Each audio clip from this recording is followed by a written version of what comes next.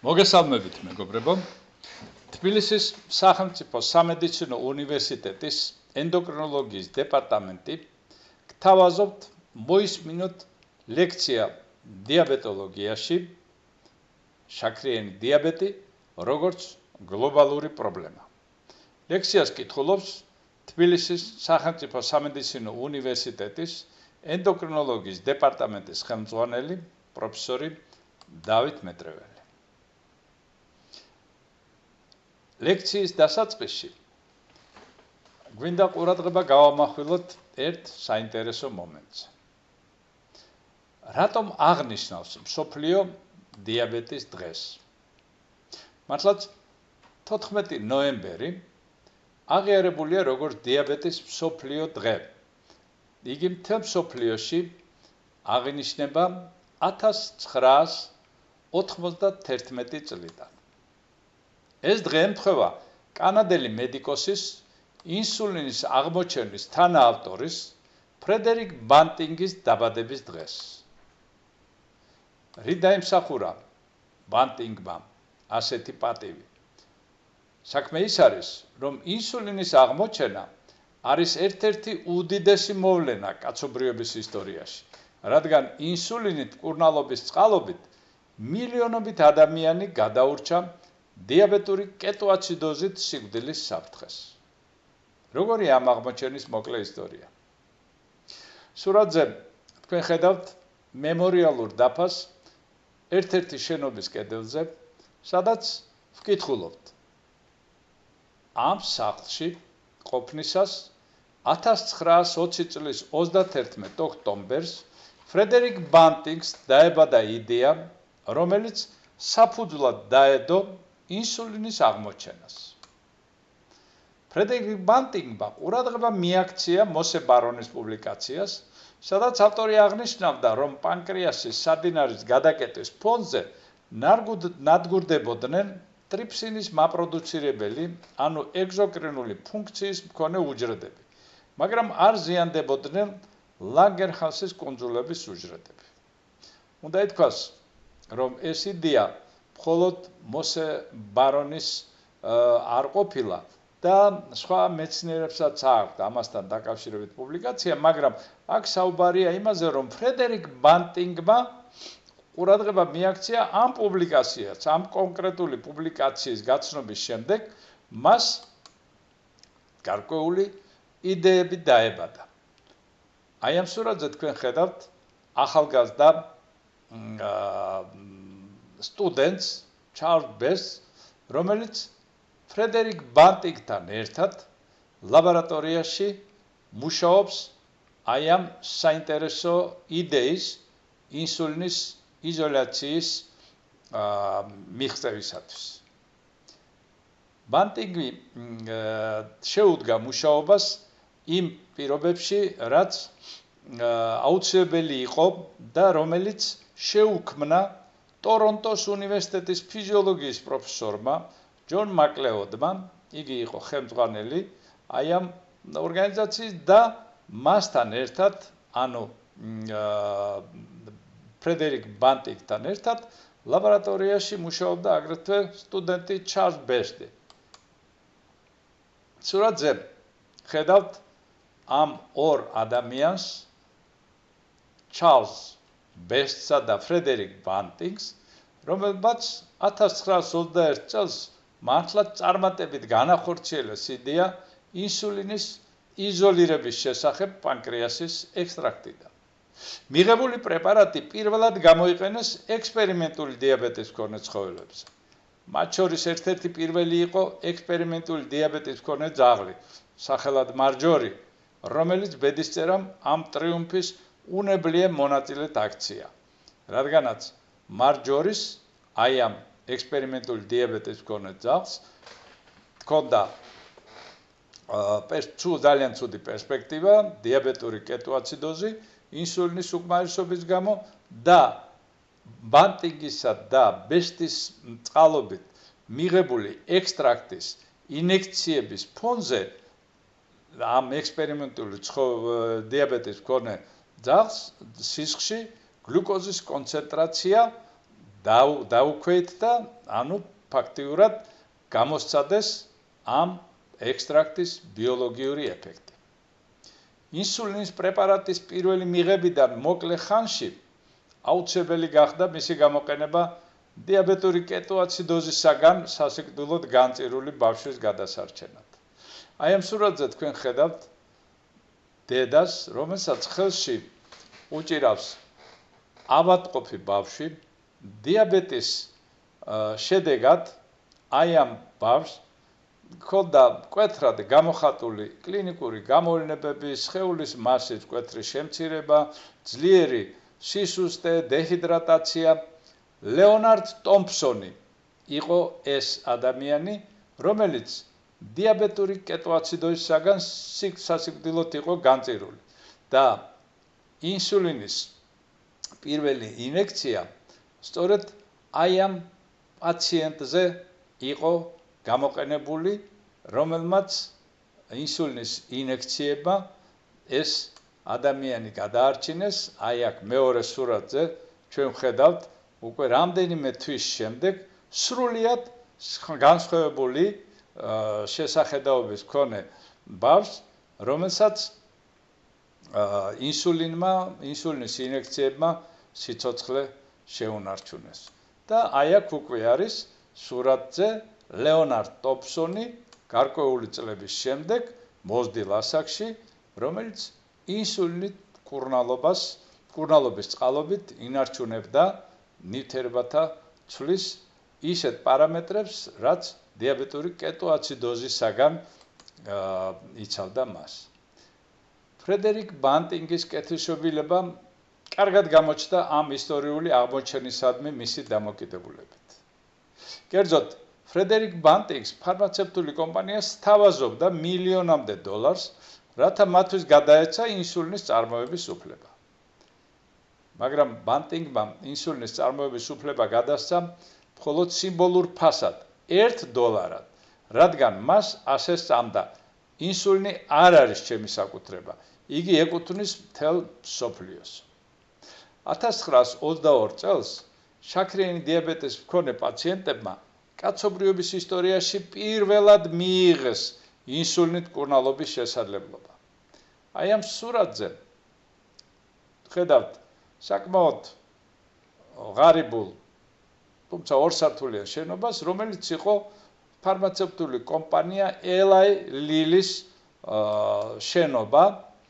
აქ სწორედ ამ კომპანიამ 1922 წლის 2 ივლისს პირველად განახორციელა ინსულინის პირველი პარტიის გადაგზავნა სარეალიზაციოდ. ასეთი იყო აი ამ კომპანიის შენობა 1876 წელს. დღეისათვის კი ეს კომპანია არის ინსულინის მწარმოებელი უდიდესი და უმდიდრესი ორგანიზაცია მთელ მსოფლიოში. საინტერესოა, როგორ გამოეხმაურა იმ დროის პრესა ასეთ დიდ მოვლენას, როგორც იყო ინსულინის აღმოჩენა. 1923 წლის 29 ნოემბრის გაზეთ Toronto Star-ის პუბლიკაციაში ვხედავთ აი ესეთ პოზიტიურ ინფორმაციას, რომ ინსულინის პროდუქციამ მიაღწია კვირაში 50,000 ერთეულს და ფასი შემცირდა 5 ცენტის ნაცვლად 2 ცენტამდე ყოველ ერთეულზე. ცხადია, ინსულინის წარმოების ის მასშტაბები, რომელიც 23 წელს იყო მიღწეული, დღეისათვის ღიმილის მომგვრელია, მაგრამ ის უკვე ნიშნავდა ძალიან დიდ წარმატებას საერთოდ მედიცინაში. ინსულინის აღმოჩენა და მისი კლინიკურ პრაქტიკაში დანერგვა მართლაც უდიდესი მოვლენა იყო მედიცინის ისტორიაში.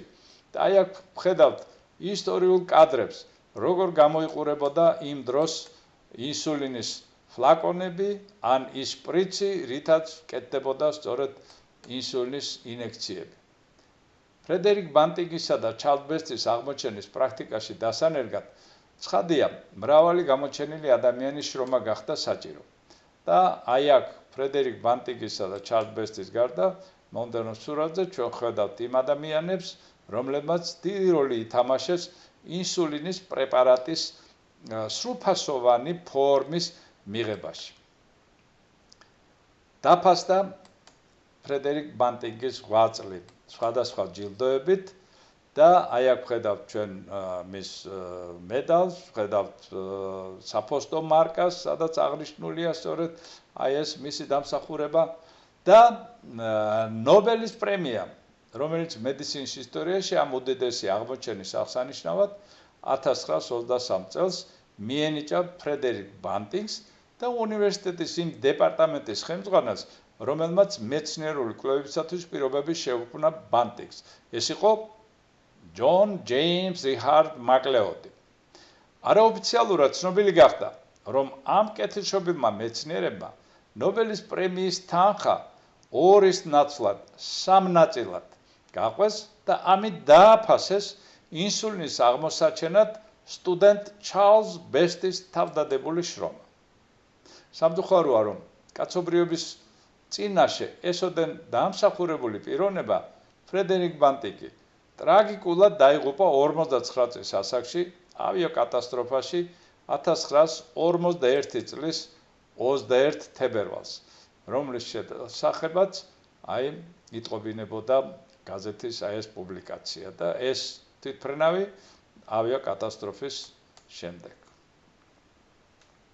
ჩვენი ლექციის მეორე ნაწილში გვინდა ვისაუბროთ თემაზე თუ რატომ არის შაქრიანი დიაბეტის პრობლემა ესოდენ აქტუალური მთელ მსოფლიოში. საქმე იმაშია, რომ დიაბეტი განეკუთვნება ძალზე ფართოდ გავრცელებულ ავადმყოფობათა რიგს. ყოველწლიურად მატულობს დიაბეტის მქონე პაციენტთა რაოდენობა მთელ მსოფლიოში და აი ამ სურათზე ვხედავთ ჩვენ ციფრებს, ეს არის მილიონობით ადამიანთა რაოდენობა, რომლებიც ავად არიან შაქრიანი დიაბეტით. დიაბეტი ხასიათდება გავრცელების მატების განუხრელი ტენდენციით და აქ სწორედ აი ამ სლაიდზე გამოხატულია მეცნიერული ანალიზის საფუძველზე გაკეთებული დასკვნა, რომ დიაბეტის მქონე ადამიანთა მოსალოდნელი რაოდენობა 2045 წლისთვის ბევრად უფრო მეტი იქნება, ვიდრე იყო 2017 წლის მონაცემებით.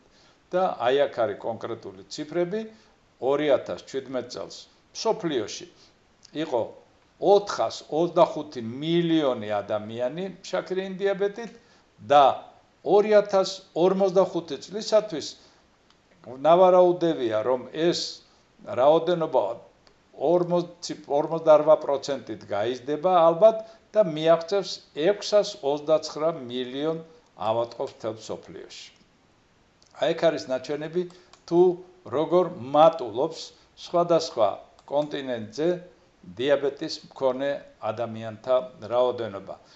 ნავარაუდევია, რომ ჩრდილოეთ ამერიკის კონტინენტზე და კარიბის ზღვის აუზში დიაბეტის მქონე ადამიანთა რაოდენობა გაიზრდება 35%-ით 2045 წლისთვის, რომ ახლო აღმოსავლეთში და ჩრდილოეთ აფრიკის რეგიონში ეს მატება კიდევ უფრო მკვეთრად იქნება გამოხატული პროგნოზის მიხედვით და რაოდენობა ვარაუდობენ, რომ დიაბეტიანთა რაოდენობა 110%-ით მოიმატებს.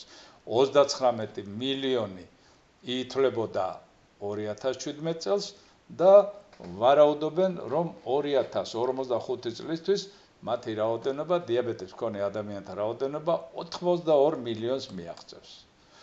შედარებით უფრო ნაკლები არის მატება ევროპის ქვეყნებში, სადაც 2017 წლისთვის 58 მილიონი ადამიანი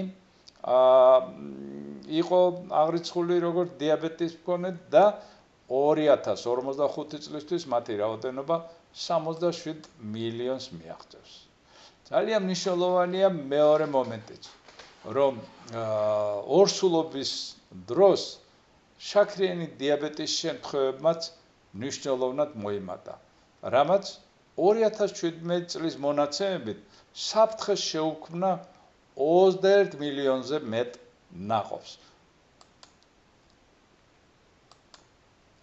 შაქრიანი დიაბეტის გავრცელება თითქმის ორჯერ გაიზარდა მხოლოდ აი ამ უკანასკნელ საუკუნეში, ანუ 2000 წლიდან 2020 წლამდე. დიაბეტის დროს ორჯერ უფრო მაღალია კარდიოვასკულური მძიმე შემთხვევების სიხშირე დიაბეტის არ მქონე პაციენტებთან შედარებით. ამავე დროს შაქრიანი დიაბეტის მართვის პროცესში იქმნება საფრთხე მედიკამენტების არა ადეკვატურ გამოყენებასთან დაკავშირებით ან კიდევ სხვა ფაქტორების ზეგავლენით, როდესაც სისხლში გლუკოზის დონის დამაქვეითებელი მკურნალობა შეიძლება არაადეკვატურად ტარდებოდეს და განვითარდეს ჰიპოგლიკემია. ანუ მკურნალობის თანამედროვე მძლავრი საშუალებების არაადეკვატური გამოყენება შეიძლება მეორე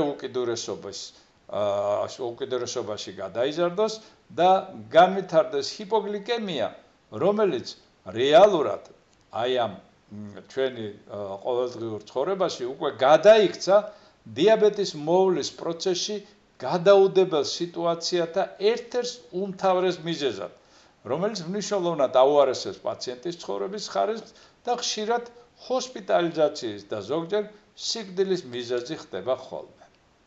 საგანგაშოდ მაღალია 20-დან 79 წლამდე ასაკში დიაბეტით გამოწვეული სიკვდილის შემთხვევათა რაოდენობა. 2017 წლის მონაცემებით აი ეს სწორედ ასე გამოიხატება სხვადასხვა კონტინენტზე, აღნიშნულია სიკვდილის შემთხვევათა რაოდენობა მილიონებში, რომელიც 20-დან 79 წლის ასაკის პაციენტებს შორის არის. განსაკუთრებით შემაშფოთებელია მაღალი სიკვდილობა 60 წლამდე ასაკის პაციენტებში დიაბეტის დროს. ანუ ეს ის ასაკია, როდესაც ადამიანს აქვს თავისი შესაძლებლობების ნიჭის გაფურჩქვის პერიოდი და როდესაც იგი ყველაზე მეტად შეიძლება იყოს სასარგებლო საზოგადოებისათვის ზოგადად, საკუთარი თავისთვის, საკუთარი ოჯახისთვის და სწორედ ამ ასაკში, ამასაკობრივ ჯგუფში დიაბეტის ფონზე გარდაცვლილთა საერთო რაოდენობიდან 60 წლამდე გარდაცვლილთა ხვედრითი წილი სხვადასხვა ქვეყნებში საკმაოდ განსაკუთრებით განვითარებულ ქვეყნებში საკმაოდ მაღალია. ყოველწლიურად მატულობს დიაბეტთან დაკავშირებული ხარჯების რაოდენობა, რაც მძიმე ტვირთად აწევს ქვეყნების საზოგადოებრივი ჯანდაცვის სისტემას. და აი აქ ციფრებით აღნიშნულია მსოფლიოში წლიური ხარჯი, ეს ციფრები მილიარდი შეერთებული შტატების დოლარის ერთეულებით არის გამოხატული, რაც ძალიან მნიშვნელოვანია. რატომ არის მნიშვნელოვანი, რომ დიაბეტის მსოფლიო დღე ყველა ქვეყანაში აღენიშნებოდეს? დიაბეტის მსოფლიო დღის აღნიშვნას შემდეგი მიზნები აქვს. ეს აღნიშვნა უნდა გადაიქცეს პლატფორმად დიაბეტის საერთაშორისო ფედერაციის რეკომენდაციების პროპაგანდისთვის მთელი წლის განმავლობაში. იგი უნდა ამახვილებდეს საზოგადოებისა და სახელმწიფო მესეურების ყურადღებას დიაბეტის, როგორც გლობალური ჯანდაცვის კრიტიკულად მნიშვნელოვანი პრობლემის მიმართ.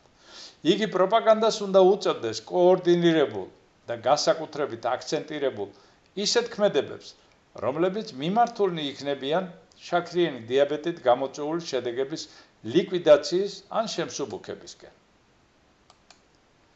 ყოველ წელს დიაბეტის მსოფლიო დღე ეძღვნება გარკვეულ კონკრეტულ პრობლემას. აი უკანასკნელად 2019 წელს დიაბეტის მსოფლიო დღის დევიზი იყო ასეთი: ოჯახი და დიაბეტი. რატომ ოჯახი და დიაბეტი? დიაბეტის საერთაშორისო ფედერაცია საჭირო თვლის, რომ გაიზარდოს ცნობიერების დონე დიაბეტის ოჯახზე ზეგავლენის საკითხებში და მხარს უჭერს დაზარალებულებს ამ პრობლემის მოგვარებაში. დიაბეტის საერთაშორისო ფედერაცია პროპაგანდას უწევს ოჯახის როლს დიაბეტის მართვის, მოვლის, პროფილაქტიკისა და განსწავლის საქმეში. ასეთი კუთხით პრობლემის დასმა განაპირობა არსებულმა რეალობამ. როგორც ჩანს, ოჯახის წევრებმა მეტი უნდა იცოდნენ შაქრიანი დიაბეტის არსებობაზე საეჭვო ნიშნების შესახებ. უნდა იცოდნენ ტიპი 2 დიაბეტის, შაქრიანი დიაბეტის განვითარების მხრივ საკუთარი რისკის ხარისხის შეფასებაც. 2018 წელს დიაბეტის საერთაშორისო ფედერაციამ ჩაატარა კვლევა, რომელმაც დაადგინა, რომ მშობლებმა ან ცუდად, ან საერთოდ არ იციან, თუ როგორ გამოავლინონ შაქრიანი დიაბეტის ნიშნები თავის შვილებში. ოჯახში დიაბეტის მქონე ერთი ან რამდენიმე ადამიანის არსებობის მიუხედავად, 5-დან 4 შემთხვევაში მშობელს უძნელდება სწორად შეაფასოს დიაბეტის არსებობაზე მიმანიშნებელი გამოვლინებები. აღმოჩნდა აგრეთვე, რომ ყოველი მესამე მშობელი საერთოდ არ აქცევს ასეთ გამოვლინებებს რაიმე ყურადღებას. მიღებული შედეგებით დასტურდება, რომ აუცილებელია ოჯახის წევრების განსწავლა და ინფორმირება, რათა რომელიმე მათგანის დაავადების შემთხვევაში დროულად მოხდეს დიაგნოსტიკა და მკურნალობის დაწყება. დიაბეტზე ცოდნის დეფიციტის გამო ოჯახის წევრები არ აქცევენ ყურადღებას ავადმყოფობის ადრეულ ნიშნებს. ეს ეხება არა მხოლოდ მშობლებს, არამედ მთელ საზოგადოებას. ეს განსაკუთრებით იმიტომ არის შემაშფოთებელი, რომ ყველაზე უფრო ფართოდ გავრცელებული ტიპი 2 დიაბეტი შესაძლოა დიდხანს არსებობდეს და არ ჰქონდეს მკაფიო გამოვლინებები. ავადმყოფობის მსუბუქ ნიშნებს ხშირად არ აქცევენ ყურადღებას არც საკუთრივ პაციენტები და არც მისი ახლობლები.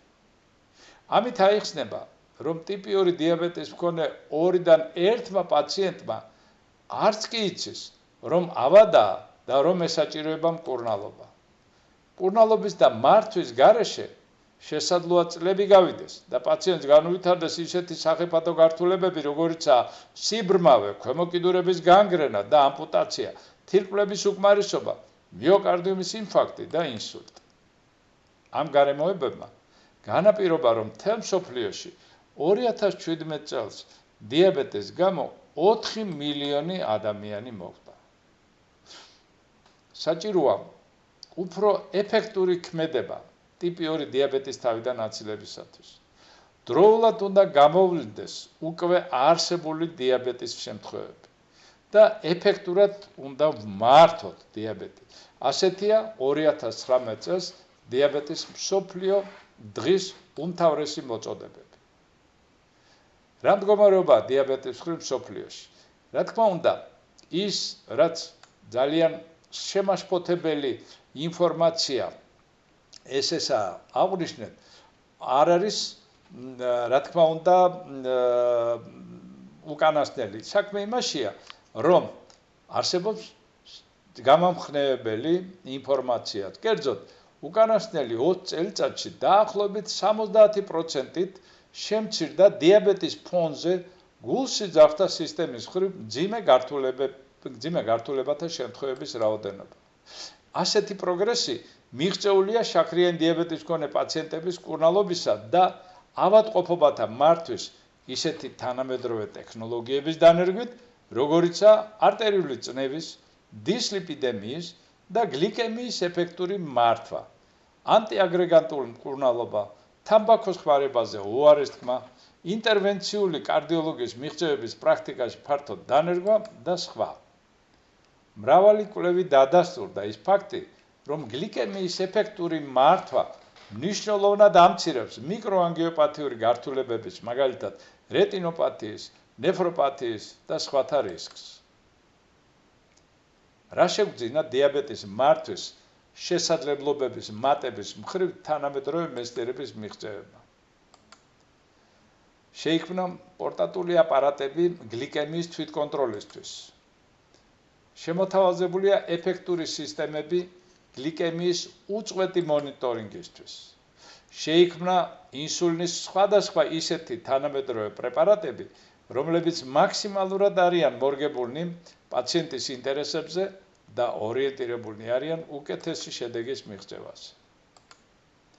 შეიქმნა არაინსულინური საინექციო და არასაინექციო მრავალი მედიკამენტი, რომლებიც განსაკუთრებული დადებითი მოქმედებით გამოირჩევიან შაქრიანი დიაბეტის ყველაზე სახიფათო გართულებების რისკის შემცირების მხრივ.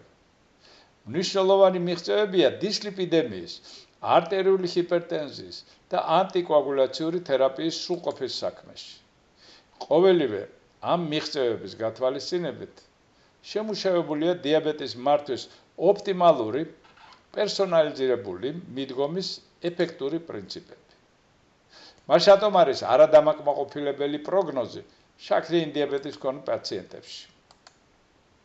აშკარაა, რომ შაქრიანი დიაბეტის ეფექტური მართვის შესაძლებლობათა შესახებ დიაბეტოლოგიის მიღწევებმა ახალი ტექნოლოგიების დიდი შესაძლებლობების აღმოჩენამ შეუდარებლად წინ გაუსწრო ამ მიღწევების პრაქტიკაში დანერგვის პროცესს. არსებობს თუ არა გზა უკეთესი მომავლისაკენ? ცხადია არსებობს.